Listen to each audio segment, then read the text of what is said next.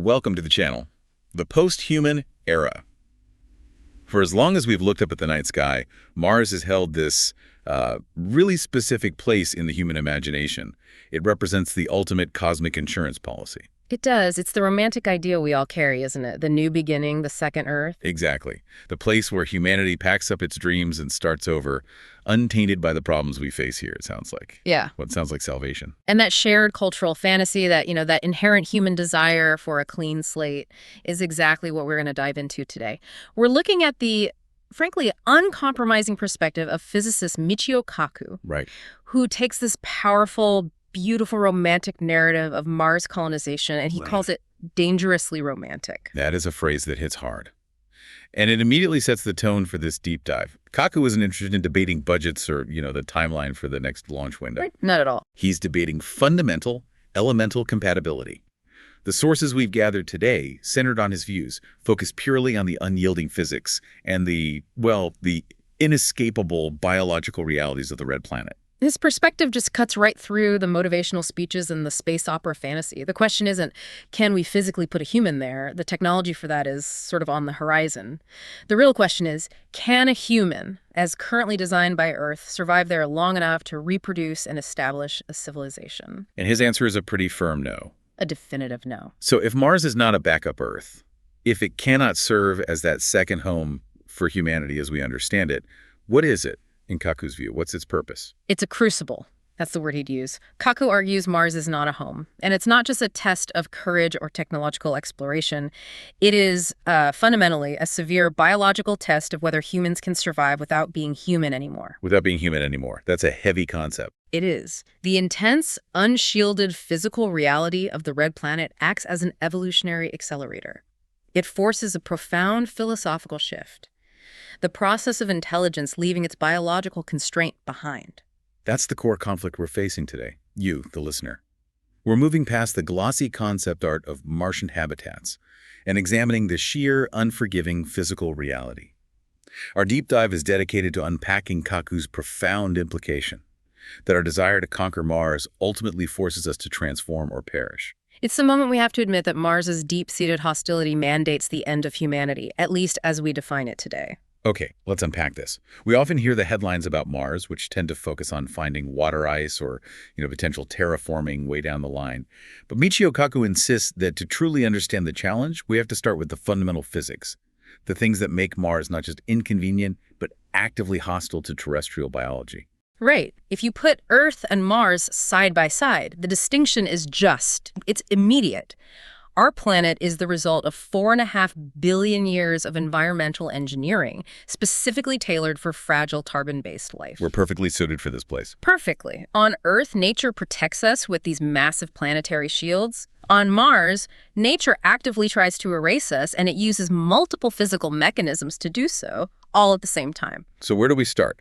Kaku says we have to begin with the single most crucial factor that we take utterly for granted here on Earth, something that is entirely missing from the Martian environment. The global magnetic field. Right. This is the absolute linchpin. Earth's magnetic field, which is generated by the convective movement of molten iron in our core, it wraps our entire planet in a powerful magnetosphere. It's like a shield. It acts like a gigantic planetary umbrella, deflecting the vast majority of high-energy particles streaming from the sun, the solar wind, and from deep space, which are called cosmic rays. Mars, unfortunately, lost its core dynamo and thus its magnetic field billions of years ago. It just cooled off. And the direct consequence of that missing shield, as Kaku stresses, is continuous, constant, overwhelming radiation exposure right on the surface. We are talking about particles that punch through cells, through DNA, through tissue. It's not a slight risk. It's not something you can just, you take a pill for. This exposure profile over any significant period is a death sentence for terrestrial life forms. Period. And that's not the only effect of losing the magnetic field, is it? It has a knock-on effect. A huge one.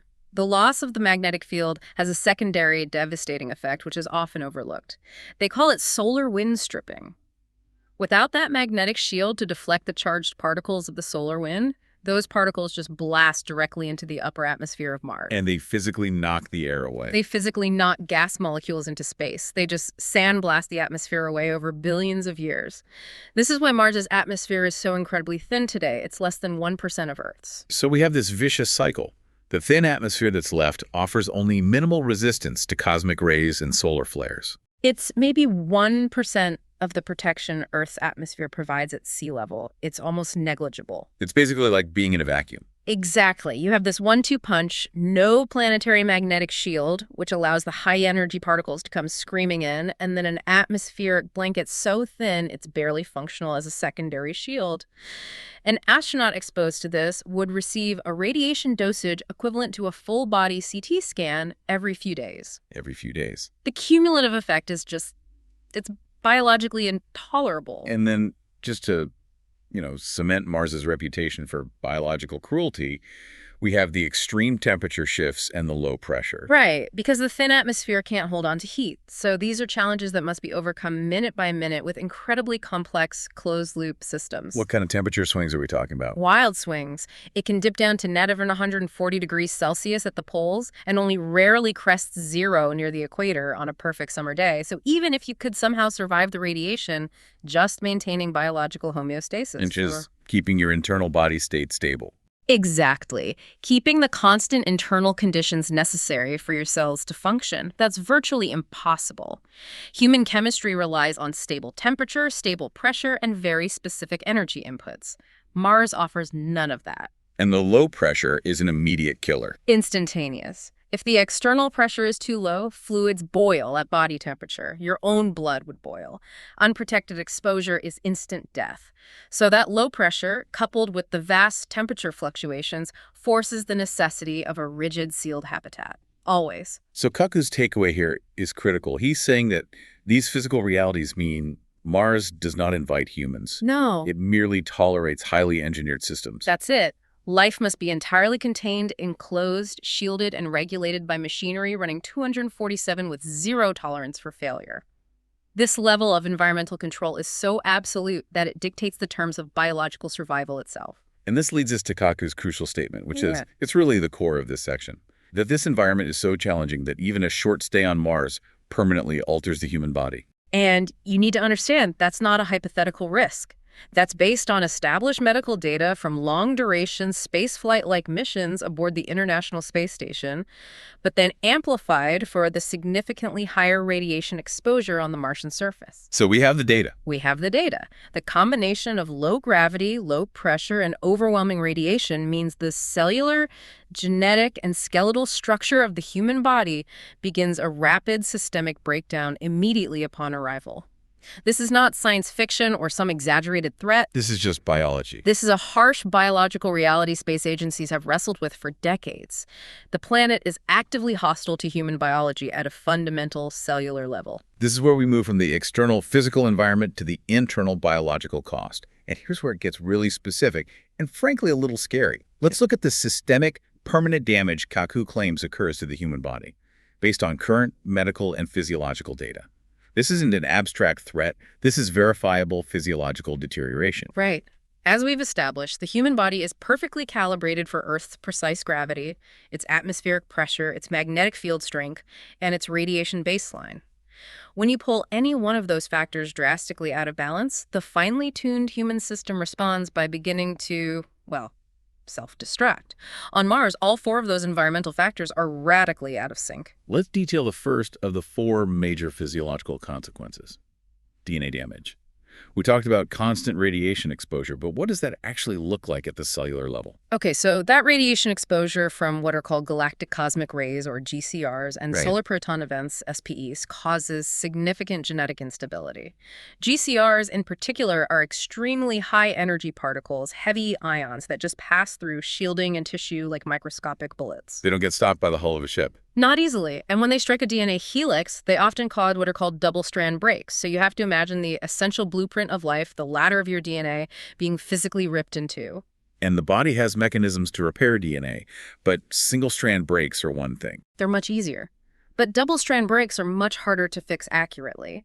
The cellular machinery often makes mistakes trying to piece them back together. So you get mutations. You get widespread mutation and cell death. If the damage accumulates faster than the repair mechanisms can handle it, which it absolutely would on Mars, that leads to long-term health catastrophes. We're talking dramatically increased cancer risk, accelerated aging, organ failure, and just overall systemic cellular failure. Kaku's point is that if you're going to live there long term, your basic biological operating code is being systematically corrupted by the environment you're living in. Every single second. Okay, next, we have the well-documented problem of reduced gravity on the musculoskeletal system. This manifests as severe bone loss. On Earth, gravity is constantly exerting a mechanical load on our skeleton, and our bones constantly remodel themselves in response to that load. It's a use it or lose it system. This is why astronauts on the ISS, even with rigorous hours-long exercise every day, still suffer measurable bone density loss. And Mars is better than zero-G, but it's not Earth gravity. It's only about 38% of Earth's gravity, so that mechanical stress is dramatically reduced. The body, in its wisdom, rapidly begins to leach calcium from the bones, interpreting the bone density as excess mass that's no longer needed. We're not talking about a little bit of weakness here. Yeah. We're talking about bone degradation that's severe enough to cause chronic pain. Greatly increased fracture risk, which is a disaster in an environment like that, and major metabolic issues. Things like kidney stones become a huge risk because of all the excess calcium suddenly circulating in the bloodstream. And this bone loss is mirrored by muscle atrophy, the third point. It's the same principle. The body quickly wastes away muscle tissue in low-gravity environments.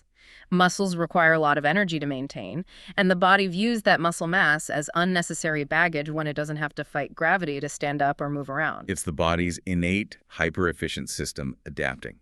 Exactly. It's dumping mass. It doesn't need to survive that specific low-gravity environment. It's highly efficient, but it's terrible for long-term human function and resilience. You become progressively weaker and more fragile. But Kaku points to a fourth, and perhaps more unsettling consequence: permanent neurological changes. The idea that the brain and the central nervous system are fundamentally affected. This is, for me, the deepest and most profound implication of the radiation and the isolation combined. Those GCRs, those heavy ion particles, can penetrate deep into the brain tissue, potentially damaging the delicate neural pathways and cognitive function. So we're not just talking about the psychological stress of being isolated. That's a huge issue, of course, but this is different. This is physical. Studies done on Earth exposing animals to similar radiation show measurable cognitive deficits.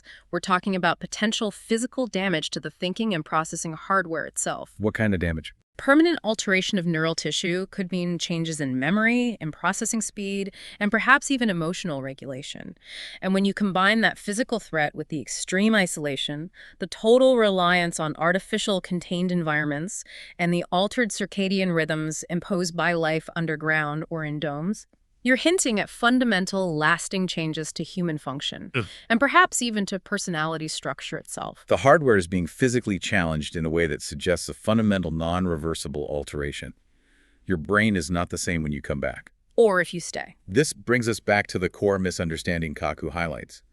The popular fantasy views Mars colonization as migration.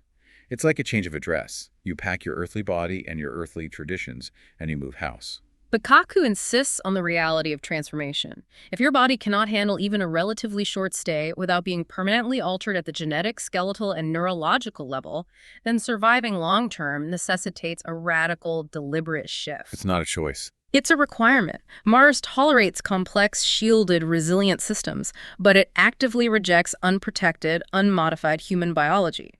We're being forced onto a new evolutionary path just to survive the journey and the residence there. So we've established the physiological rejection of the standard human body by the Martian environment. And this means the solution cannot be to try to change the entirety of a planet, which is an effort spanning, millennia? At least. Yeah. It's a monumental, perhaps impossible task. The solution, according to Kaku, must be to change the human. It's faster and more efficient.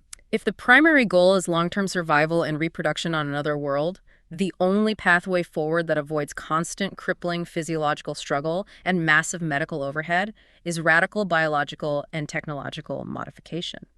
Kaku moves the conversation entirely from space exploration to evolutionary design. Let's detail his prediction about who the first permanent residents must be. They certainly won't be the idealistic, rugged explorers straight out of a 1950s sci-fi novel. No. They will be purpose-built for the job. Kaku asserts they will not be ordinary humans. They will be people who have undergone significant intervention on two crucial fronts. First, and most profoundly, they will be genetically modified. And this modification isn't about, vanity or creating super soldiers. No, it's about survival engineering. It's a necessity. What kind of specific genetic modifications would Kaku see as priorities to fight that Martian hostility? Well, the primary target would have to be mitigating radiation damage. So you'd be looking at engineering enhanced cellular repair mechanisms, maybe borrowing genes from extremophile organisms here on Earth that are incredibly radiation resistant. Like the tardigrade. Exactly, like the tardigrade. You'd want to improve the body's natural ability to scavenge free radicals or perhaps increase the efficiency of its DNA error correction machinery. Secondary targets would involve skeletal and metabolic improvements. Gene therapies designed to counteract bone loss in low gravity or even radically altering dietary or atmospheric requirements to make them less dependent on complex Earth-like biospheres. And simultaneously, that's just the biological side. They must also be cybernetically assisted. They won't just be wearing a standard spacesuit. Their entire existence will be intertwined with external technological augmentation. Right, they are transformed into machine-integrated entities. So they will be permanently dependent on machines, but not in the sense that we are, where we just use tools. No, it's a much deeper integration. Kaku describes the suit, the habitat, and the life support system as becoming, essentially, external organs. The environmental suit becomes the new skin and circulatory system, the air filtration system becomes the new lungs, and integrated radiation shielding becomes the new immune defense. The continuity of their biological function relies entirely and irreversibly on the technological function. So Mars is not a future for humanity in the traditional sense. It is a future for post-human hybrids. That term, post-human, is incredibly loaded. It suggests a deliberate and necessary break from our current evolutionary constraints. It is the ultimate scientific admission. It's saying that the vessel we currently inhabit, this soft, squishy, vulnerable biological body that was crafted by 4 billion years of Earth's unique protective evolution, is fundamentally incompatible with the solar system beyond our magnetic field. We cannot expand until we shed what makes us biologically human today. But doesn't this level of intervention raise some serious philosophical concerns? We're talking about choosing to fundamentally engineer the very definition of humanity just to conquer a planet. Why can't we just rely on better shielding technology and Earth-based medicine? Kaku would argue that the cost of maintaining a purely biological human in that environment is astronomical and, in the long run, unsustainable. The sheer energy and resource requirements to perfectly simulate Earth's entire protective environment are prohibitively complex and constantly prone to catastrophic failure. A single point of failure could kill everyone. Everyone. Transformation is simply the most efficient and therefore the only viable long-term strategy for a self-sustaining colonization. Mars doesn't wait for us to catch up with our technology. It imposes the requirements on us right now. This leads directly to the core, devastating assertion that Kaku makes. This is the quote that, for me, truly destroys the romantic fantasy. Mars is not a backup Earth. It is a laboratory to redesign the human species. That sentence just encapsulates the entire shift. If you view Mars as a backup, you believe humanity is preserving its current form. If you view it as a laboratory, you realize humanity is transforming itself into something else entirely. It is undertaking a cosmic reengineering project with itself as the subject. So Mars is not where current humanity survives unchanged. It's the place where current humanity ends and a new, optimized form evolves. Precisely. And this has massive implications for who gets to go. Kaku views Mars not as salvation for the species en masse, but as an incredibly selective filter. It completely reframes the whole narrative. It's not about finding a new plot of land for everyone on Earth. He asserts that only a tiny elite will ever go.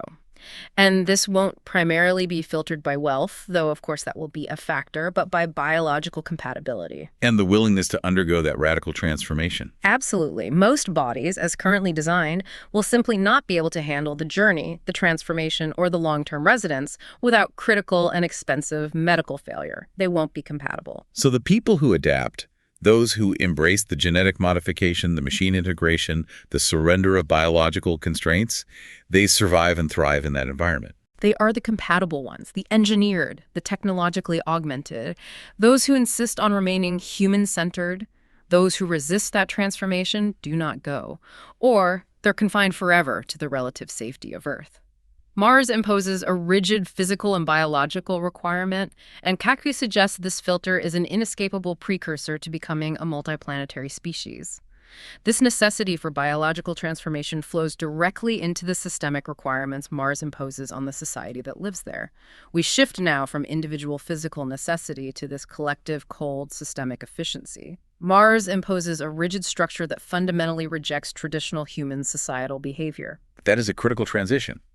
We tend to think of human colonies as extensions of Earth communities, right? Yeah. We imagine they'll bring their cultural traditions, their politics, their sometimes chaotic emotional lives with them. But Kaku argues that Mars fundamentally does not need human emotions, human politics, or human traditions. They're liabilities. They are, in the coldest terms, vectors for inefficiency. In a sealed environment where absolutely everything is manufactured and recycled, the Martian system needs just three things to function: efficiency, precision, and system reliability. Those are the non-negotiable requirements. Absolutely non-negotiable for survival in a sealed, high-stakes environment. Any action, any decision must be calibrated against the integrity of the life support system. Let's talk about that calculation. Kaku posits that life on Mars is literally reduced to mathematics. Everything is quantified because nothing can be taken for granted. Think about the most basic elements of survival. Oxygen is not breathed freely, it is manufactured. It's likely extracted from the thin Martian atmosphere via an instrument like MOXIE, using electrolysis, or from a subsurface ice. It's a constant industrial process. A constant, energy-intensive process. Water is not abundant. It is recycled endlessly, requiring multiple filtration and purification loops, with extreme conservation protocols governing every single drop you use. And food is not grown casually in a garden, it is calculated. It's grown in closed hydroponic or aeroponic loops where every nutrient input, every joule of light energy, and every waste byproduct is measured and optimized. There is zero tolerance for inefficiency or miscalculation. And this is where the human element, the messy, unpredictable human element, becomes a threat to the system. Absolutely. Inefficiency on Earth might mean you waste food or energy, which is annoying, maybe ecologically damaging, but it's rarely fatal in the short term. Inefficiency on Mars means death. A simple leak in a dome, a failure to properly monitor the water recycling, an unexpected energy draw, these are existential threats that can cascade into total systemic failure. And where do human emotions, human politics, and human traditions introduce the most catastrophic inefficiency? They introduce unpredictability, conflict, and non-optimized resource allocation driven by sentiment, not calculus. So if two Martian residents have a fundamental political disagreement over resource allocation, for example, that disagreement is no longer merely a political problem. It's an existential threat to the collective system. It's a system vulnerability. Correct. The system demands consensus, precision, and adherence to protocol because deviating from the optimal calculation risks the lives of everyone in the habitat. The philosophical conclusion here is devastating. Mars imposes a systemic environment where the virtues we sometimes celebrate on Earth, like unpredictable creativity, passionate political debate, or raw emotional expression, become dangerous flaws. They jeopardize system reliability. This is where Kaku's philosophical conclusion becomes its most profound. He views Mars as exposing a truth that most of humanity is reluctant to face. Biology is, fundamentally, a limitation. It's a hard pill to swallow. Yeah. For 4 billion years, Earth provided a protective cradle, a benign environment that protected biology long enough for high intelligence to emerge. We were given time and safety to evolve minds capable of abstract thought, technology, and science. We were lucky. Incredibly lucky. But now that intelligence has developed technology capable of escaping that cradle. And it is realizing that the biological vessel, this fragile, oxygen-dependent, radiation-sensitive body, is the biggest single limitation for expansion into the cosmos. And Mars, simply by virtue of its extreme hostility, just accelerates this realization. It forces the issue immediately. We can't take our soft, squishy bodies out there without a massive, complex mechanical and genetic intermediary. The dream of Mars is therefore not about finding a new wilderness to explore or a new frontier to settle in the human style. It is about admitting that humans cannot remain unchanged. The decision to invest in Mars colonization is, in Kaku's view, the decision to embrace transhumanism not as a philosophical option, but as a biological, physical, and systemic necessity. Mars is not our traditional future home. It is proof that our future, if it is to be cosmic, is no longer primarily biological. It is technological, systemic, and ultimately post-human. It is the beginning of humanity achieving cosmic efficiency by discarding its terrestrial fragility. So, To synthesize Michio Kaku's comprehensive argument, the popular romantic fantasy of Mars colonization is built on a fundamental physical misunderstanding. Mars forces the ultimate sacrifice, the surrender of current human biology and our societal norms, for the species to survive extraterrestrially. It is the ultimate trade-off, and Kaku forces us to look at it unflinchingly. To gain access to the stars, we have to shed the very definitions we use for ourselves today. The only life that thrives on Mars is the life that accepts being engineered for the environment. And accepts the role of the integrated, efficient component within a larger, unforgiving system. Exactly. And this raises crucial questions about divergence, doesn't it? If the requirement for survival in space is non-biological efficiency, all precision, calculation, system reliability, what does that mean for the cultural, emotional, and political fabric of the majority of the species that stays behind here on Earth? That's the real question. If the most forward-looking, scientifically and technologically advanced segment of humanity becomes defined by systemic efficiency and the rejection of what we might call human weakness, does that create a permanent fundamental divergence, a philosophical chasm between the Earth-bound and the Martian elite? It's a kind of speciation event, but a philosophical one. It could be. We talk about the physical filter of Mars ensuring only the genetically compatible go, but the cultural filter, the one that rejects emotion and inefficiency, may prove to be far wider and more enduring. Indeed. It forces us to reconsider the definition of human progress itself. We leave you with this provocative thought to mull over you, the listener.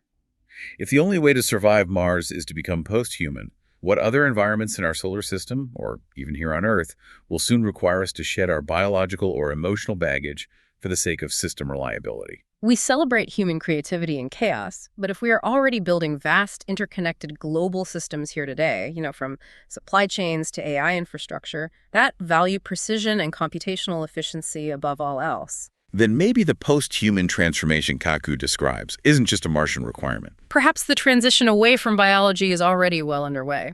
Thank you for joining us on this deep dive into the end and the evolution of humanity.